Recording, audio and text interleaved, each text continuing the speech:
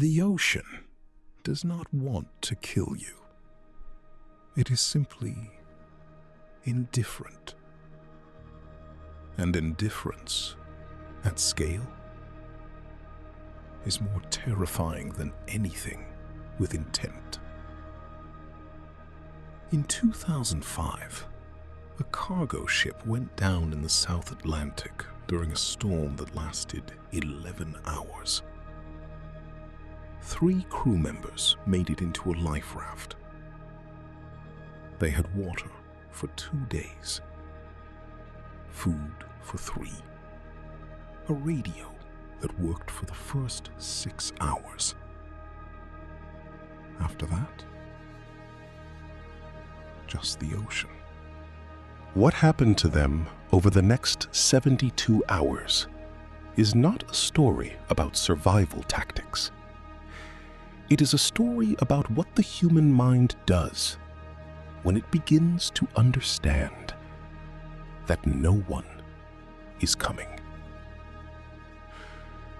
The first phase begins almost immediately. Researchers who study open water survival call it the response phase. The mind is still operational, still problem-solving, still running calculations, distance to shore, likelihood of search aircraft, how long the water supply will last. The mind in this phase is almost calm because it still believes the situation is temporary. That belief is what keeps people alive in the first hours. And it is what makes the second phase so devastating.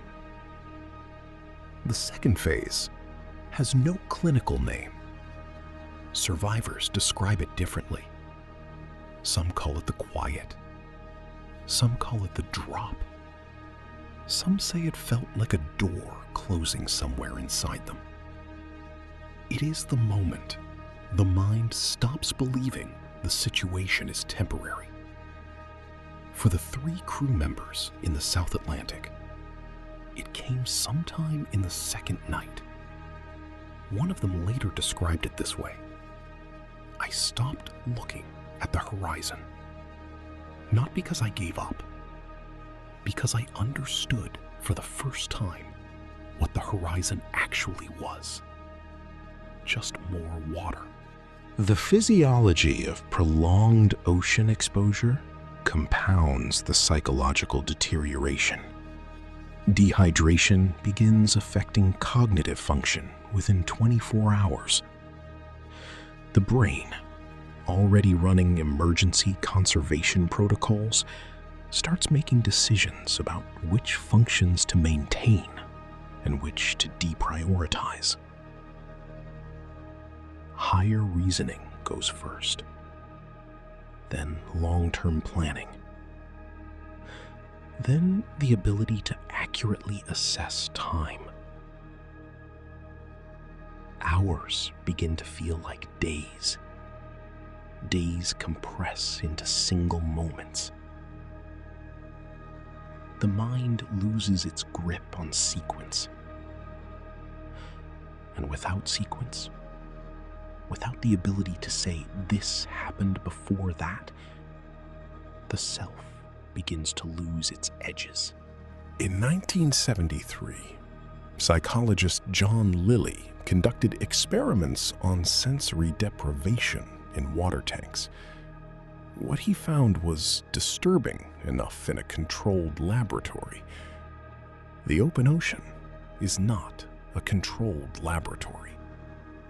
The open ocean provides sensory deprivation without the walls, without the schedule, without the ability to stop. The 3rd crew member, the youngest, 23, began experiencing what the others described as a change in his attention. He would speak clearly and then stop mid-sentence. He would point at things they could not see. Not hallucinating in the dramatic sense. His brain was simply filling in the gaps. The human brain cannot tolerate featureless input for extended periods. When the visual field contains nothing but flat gray water and flat gray sky for 48 hours, the brain begins generating its own content. Patterns in the water, shapes at the edge of vision, sounds beneath the surface. This is not madness. This is the brain doing exactly what it was built to do. Finding signal in noise, even when there is no signal, even when there is no noise.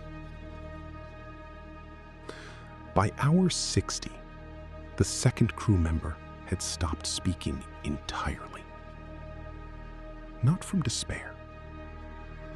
The others noted that he seemed peaceful. That peace is one of the most documented and least understood phenomena in open water survival. Researchers call it paradoxical calm. It appears in drowning victims, in hypothermia cases, in people found after extended periods of exposure. A stillness that reads from the outside as acceptance. From the inside, survivors who have passed through it and returned describe something different. Not acceptance, not peace with dying. A narrowing. The world contracting to a single point. The mind releasing everything that is not immediately, physically present.